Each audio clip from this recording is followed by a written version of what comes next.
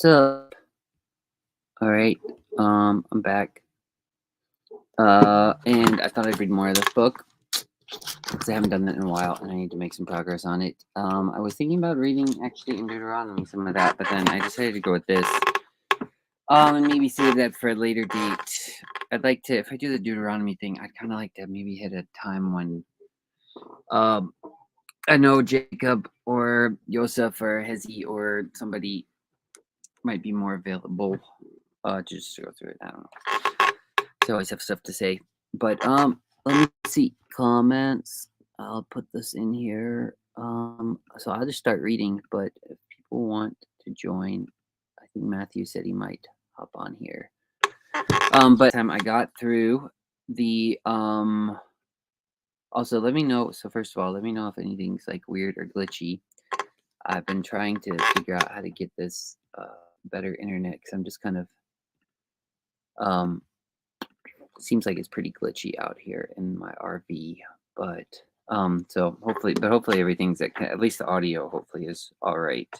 If the video messes up, I might just get frozen in with a weird expression, but it's not the first time I've embarrassed myself. So anyway, but I think I got through the introduction, which was really long and cumbersome and kind of annoying, but now I think the essay actually starts.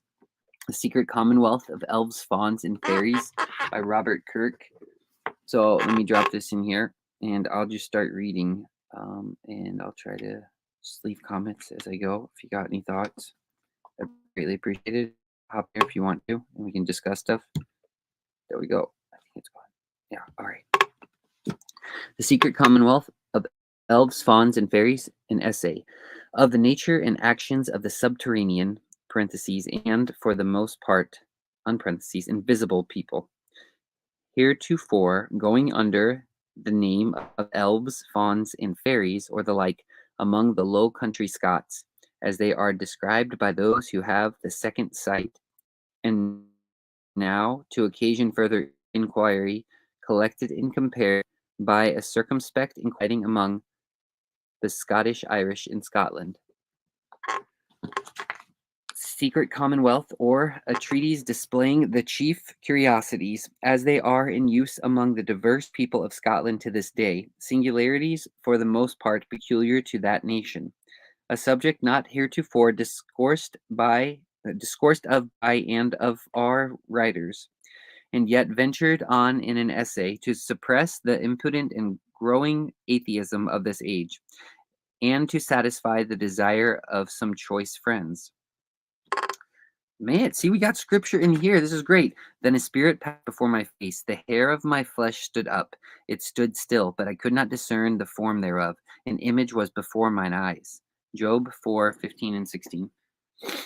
This is a rebellious people, which say to the seers, see not, and to the prophets, prophesy not. Unto us right things, but smooth things. Isaiah 39 through 10. And the man whose eyes were open hath said, Numbers 24:15. For now we see through a glass darkly, but then face to face. 1 Corinthians 13:12. It doth not yet appear what we shall be, but we shall be God, and see him as he is. 1 John 3:2. Shall the dead be born under the waters, and the inhabitants thereof? Job 26:5. This is kind of strange. Interesting those scriptures are laid out. All right, I don't know. It doesn't really comment on them. It just says them. All right, so chapter 1 of the subterranean inhabitants. These Siths or fairies, they call them Slaymaith, or the good people, it would seem, to prevent the dint of their ill attempts. For the Irish used to bless all they fear harm of, and are said to be of a middle nature betwixt man and angel, as were daemons thought to be of old, of intelligent studious spirits, and light changeable bodies, like those called astral, somewhat of the nature of a condensed cloud, and best seen in twilight. These bodies be so pliable, thorough,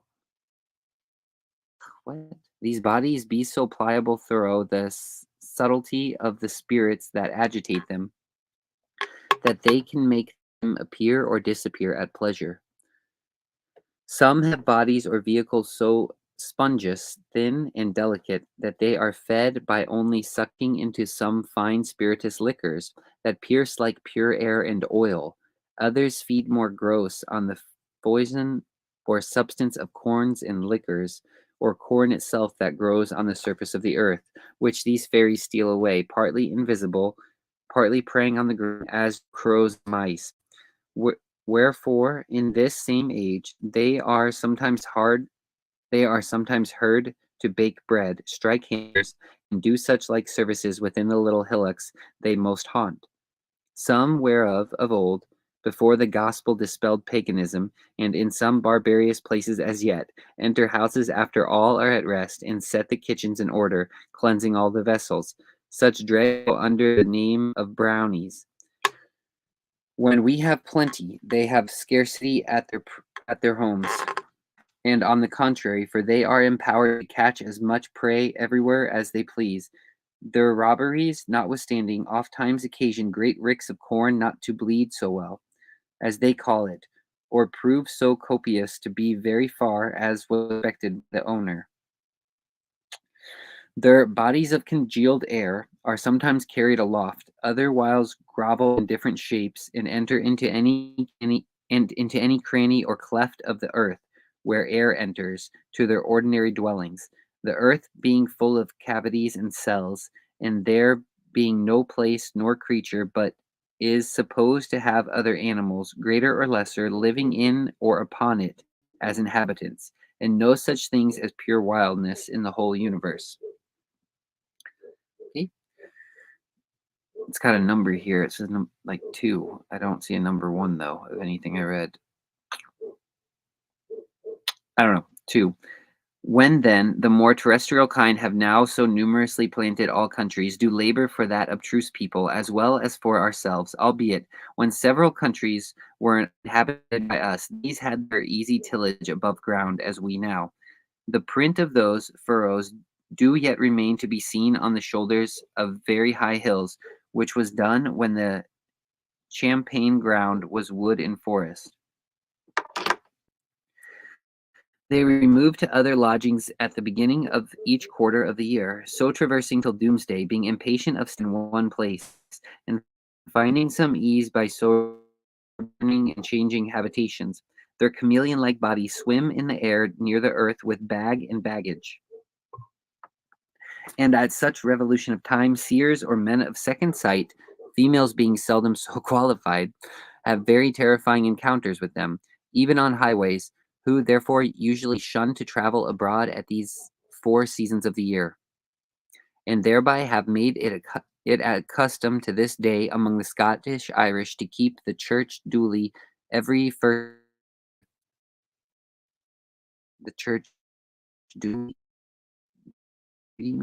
Julie every first day of the quarter to seine or hallow themselves, their corns and cattle, from the shots and stealth of these wandering tribes, and many of these superstitious people will not be seen in church again till the next quarter begin, as if no duty were to be learned or done by them, but all the use of worship and sermons were to save them from these arrows that fly in the dark. They are distributed in tribes and orders, and have children, nurses, marriages, deaths, and appearance.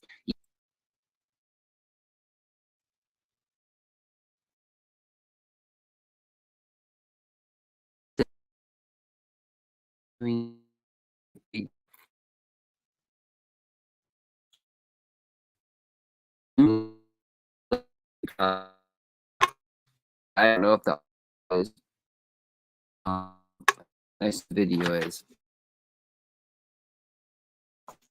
shot, so I'm thinking there's probably something wrong with my internet. Hey, now it popped up like 5 minutes later after I click it. Anyway, you can hop on. Anyone's welcome to help on if you want. I don't know remembering this stuff. They're distributed in tribes and orders. No, I already read that. So this is number 3. Like there's a third part again. Let's see. They are clearly seen by these men of the second sight to eat at funeral banquets. Hence, many of the Scottish Irish will not taste meat at these meetings, lest they have with carry the middle earth to the ground. I think it just glitched up my end in my screen. So if he's watching, let me know if there's problems or if it's good because I don't know what's on. So what happens. Son of that exalted sight, whether by art or nature, have told me that they have seen. Hey, Sandy. Yeah, your internet's pinging in and out the sound. Ah, go figure. The sound is too. Oh man. I guess it's just not working then. You got weather or you got... Is it just connection or... Ah, this sucks.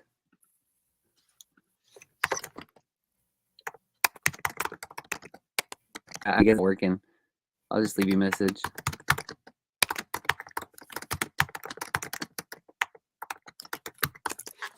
I don't know. Sorry. I guess I'll just end it.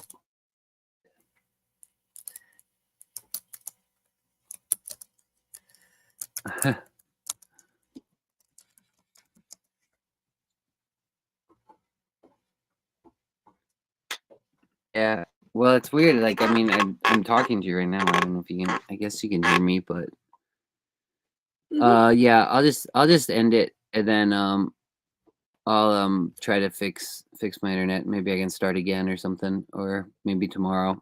I don't know. I ordered a thing to try to help boost my internet, but it doesn't work. So I don't know. Don't even know if you can hear any of that. So all right. all See of you it? later. Okay. All right. All right. Well, I'll just end it. All right. Thanks, Sandy. I'll talk to you later.